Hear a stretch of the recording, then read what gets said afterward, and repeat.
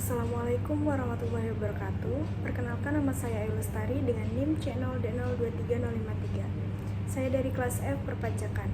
Baiklah, di sini saya akan mempresentasikan PowerPoint yang berjudul Laporan Rekonsiliasi Fiskal. Latar belakang. Dalam praktik perpajakan di Indonesia, laporan keuangan yang disusun menurut Standar Akuntansi Keuangan atau SAK tidak serta-merta dapat dijadikan dasar pelaporan pajak. Hal ini dikarenakan terdapat perbedaan dalam perlakuan pengakuan pendapatan dan biaya antara akuntansi komersial dan ketentuan perpajakan. Oleh karena itu, rekonsiliasi fiskal perlu dilakukan untuk mengubah laba komersial menjadi laba fiskal sesuai ketentuan Undang-Undang Pajak Penghasilan. Rekonsiliasi ini penting agar data dalam SPT benar dan menghindari koreksi dari otoritas pajak. Perbedaan laba komersial dan laba fiskal. Laba komersial dihitung berdasarkan SAK dan bertujuan untuk laporan keuangan umum, sedangkan laba fiskal disesuaikan berdasarkan ketentuan perpajakan, digunakan untuk menghitung PPh. Perbedaannya terletak pada pengakuan pendapatan dan beban, metode penyusutan dan persediaan, perlakuan biaya atau deduktibel dan non-deduktibel, objek pajak dan penghasilan final. Pengertian rekonsiliasi fiskal. Rekonsiliasi fiskal adalah proses penyesuaian laba menurut laporan keuangan komersial menjadi laba fiskal. Hal ini dilakukan dengan mengidentifikasi perbedaan yang muncul dalam perlakuan akuntansi dan fiskal atas penghasilan maupun beban. Tujuan utamanya adalah untuk mendapatkan angka penghasilan kena pajak yang benar dan akurat sesuai peraturan pajak. Koreksi fiskal. Koreksi fiskal adalah koreksi perhitungan pajak yang diakibatkan oleh adanya perbedaan pengakuan metode, manfaat, dan umur dalam menghitung laba secara komersial atau dengan secara fiskal. Koreksi fiskal dilakukan karena adanya perbedaan antara laba atau rugi menurut perhitungan akuntansi komersial dengan akuntansi fiskal berdasarkan Undang-Undang HPP Nomor 7 Tahun 2021. Maka sebelum menghitung pajak penghasilan yang terutang, terlebih dahulu laba atau rugi komersial tersebut harus dilakukan koreksi-koreksi fiskal sesuai dengan Undang-Undang HPP Nomor 7 Tahun 2021. Jenis-jenis koreksi fiskal.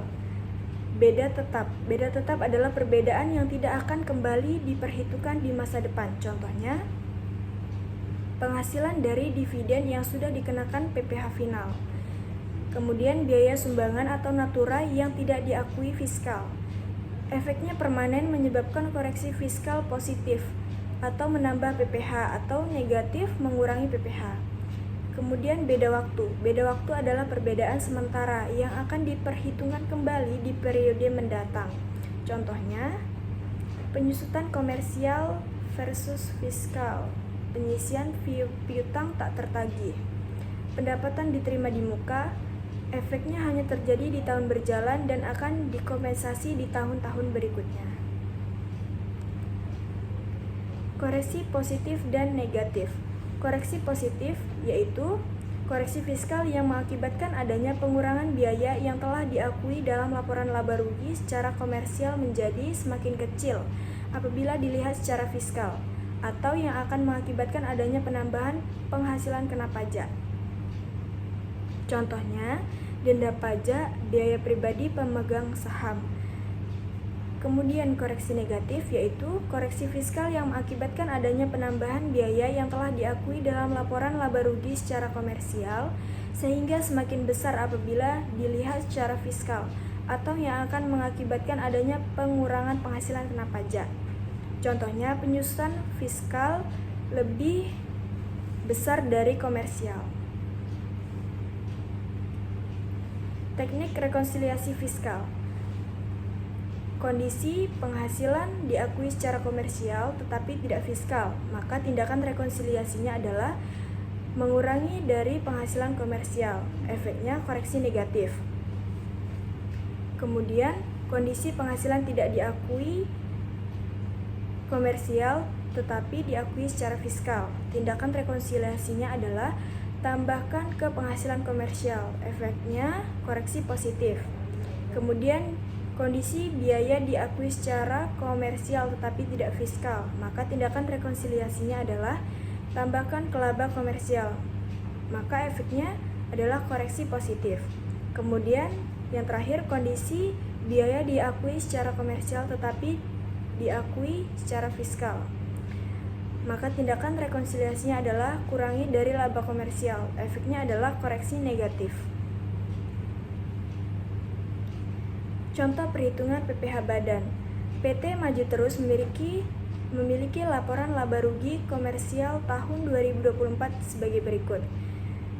Laba sebelum pajak 500 juta rupiah, biaya sumbangan 25 juta rupiah, biaya perjalanan dinas 40 juta rupiah, beban penyusutan komersial 60 juta rupiah, penyusutan fiskal 70 juta rupiah.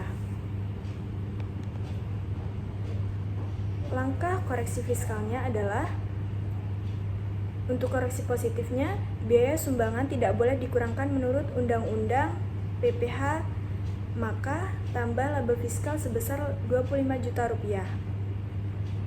Untuk koreksi negatifnya, penyusutan fiskal lebih besar dari komersial. Koreksi negatif sama dengan 70 juta rupiah dikurang 60 juta rupiah sama dengan 10 juta rupiah.